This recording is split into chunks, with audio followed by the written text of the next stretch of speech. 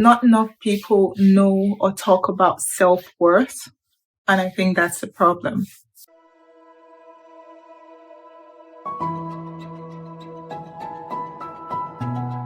I don't think I've ever talked about this before. It even took a really long time for me to admit to myself that it was true, but it is true and it is what it is. And yeah, it happened. So in 2015, 2015, because I remember this was before my graduation. I think it was literally building up from like earlier years, but 2015 is when it kind of just exploded out of nowhere.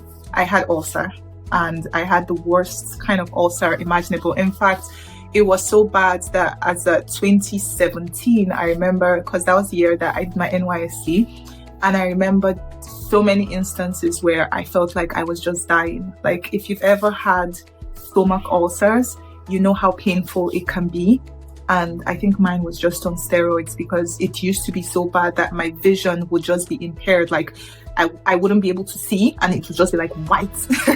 And I remember when it happened in 2015, I started taking medication. In fact, I had to go to doctors and everything, but I started taking medication for it. But the best thing that could calm the pain down was for me to just lay on like a solid concrete floor. It was unimaginable. Backtrack, what exactly caused my ulcer, ulcer pains and all of that. I think for the longest time in my life, I attached my self-worth to productivity. And this is something that I even continue to do, even after dealing with ulcer and just dealing with so many other medical issues. But for the longest time in my life, I attached my self-worth to productivity. Like, I am only worthy of certain things when I have been this productive. And to be honest, that's, the core memory I have of this, and the reason why I developed this kind of thought pattern is because I remember growing up, like, the prominent idea or law in the household was kind of, especially for me as a first daughter, was, you wake up in the morning, there's already loads of work that you need to get to. You don't have the time to sit or think about food, to even think about yourself. In fact, the first probably 6-8 hours of the day, it's not about you. It's about taking care of other people and doing all these other things. If you're a first daughter, you know this, especially if you were brought up in like a single parent's household. These things run deep.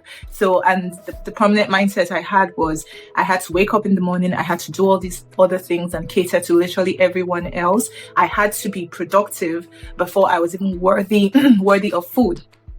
And that's not even to say that I wasn't hungry. Sometimes I would be starving. Like, I'm not joking. Sometimes I would literally be starving, but I couldn't stop to eat because you just, besides the fact that you didn't have the time, there was no one even encouraging you to do that. Rather, people were encouraging you to keep going with work, keep doing what you needed to do until you had every single thing done that you were supposed to do. I remember days when I wouldn't eat till like, I'm talking like even breakfast, I wouldn't eat anything till almost evening time. I remember having that habit even in like university. And I remember this one time my friend said to me, she asked me about what I was having for lunch, and I said, no, I haven't eaten anything. And it was almost 4 p.m. and she was like, are you okay? And I was fine. It's just, I was very much used to just doing everything. It's like, you have to be productive. You can't satisfy your own needs until you have been productive for the day. You have done all these other things for all these other people. And even when I found myself in situations where I wasn't doing all these other things for all these other people, I would, unconsciously be making up stuff to do rather than just sitting and thinking like, you haven't eaten, like, girl, you haven't eaten today.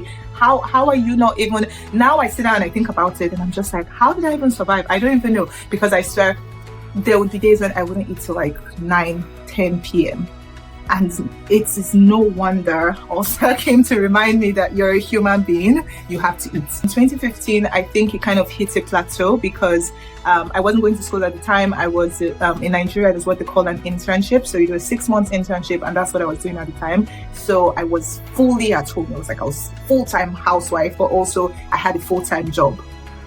which is not the best combination, to be honest, because it means that you have to wake up at crazy hours, 4 a.m., 5 a.m. You have to do a bunch of work without eating. You then have to go to a 9 to 5 where you don't really eat again till like midday or almost evening. And then you come back home and continue your housewife duties for such a long time.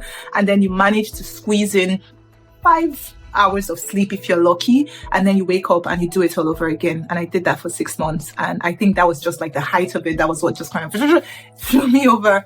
So that was kind of like the worst bit. 2016, like I said, it got really bad. Even when I would be taking medication, a lot of times it just didn't seem like anything was happening. It just like I would take medication, but I swear just laying down on like concrete floor was the best option for me. And that was the one thing that could really like bring down the pain. I remember vividly in 2017, I started having this very bad, I don't know if this is also part of the ulcer, right? But I started having this very bad symptom where I would be throwing up, but it was just water because I did not eat. So it was like, my body was so, I don't know. I should probably ask a doctor about that really, because my body was so stressed that it felt the need to throw up. But because I had not eaten anything, it was just water. Like that was literally it. And when that happened, almost instantly, I would start to shake. Like I would be so, I would be so cold where I would be freezing. It could be, if you live in Nigeria, you know how extremely hot it can be. But I would be freezing and I would be shaking from like cold. And I would just have to lay on my bed and just squeeze myself into a corner for the next couple of hours, maybe 3 hours, 4 hours before I could actually just get myself back and breathe a little bit.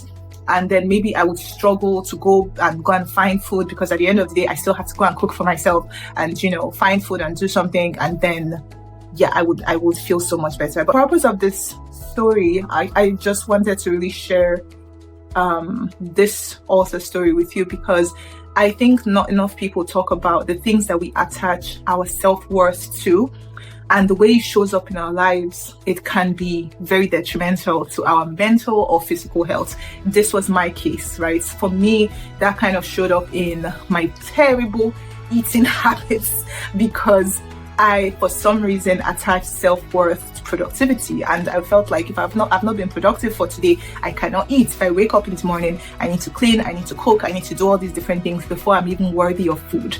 And just even sitting now and thinking about that, like that's the most insane thing.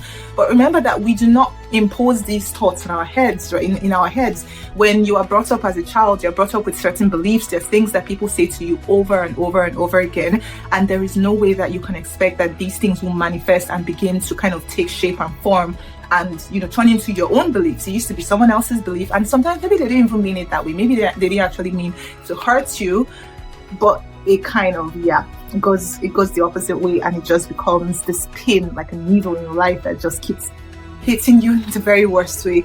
A lot of us need to sit down and think about self-worth and the things that we attach our self-worthiness to, or attach our self-worth to, like, and the ways that the way we think about self-worth has now manifested in our lives. For some of us, we may be so lucky that we've never really struggled with self-worth. We're just like, we're fine. We believe that we're worthy all the time, and it hasn't really affected us negatively in any way. But if it has, I always talk about like awareness and the importance of just becoming aware of the fact that this is a problem and you need to fix it. Once I got to the realization about this whole thing around, I would say 2019-ish. And I just started becoming more intentional about it and being like, you know what? I can wake up in the morning and I have not done anything today. I can wake up in the morning and watch TV. It doesn't matter. I can wake up in the morning and I've not cleaned my room. I've not done anything. I'm just going to go and make myself breakfast and eat. But love of God, it's a basic human need.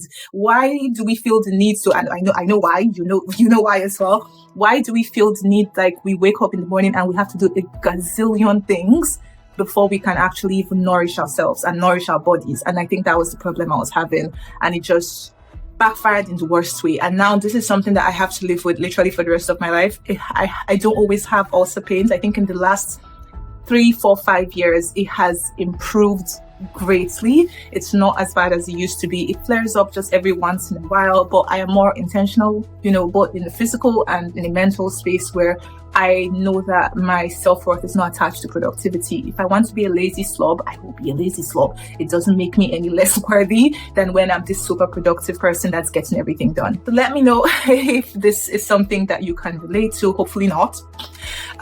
Let me know if you have realized certain things in your life that it feels like you're attaching your self-worth to. And now that you have had that awareness, it's time for us to start working together on those things.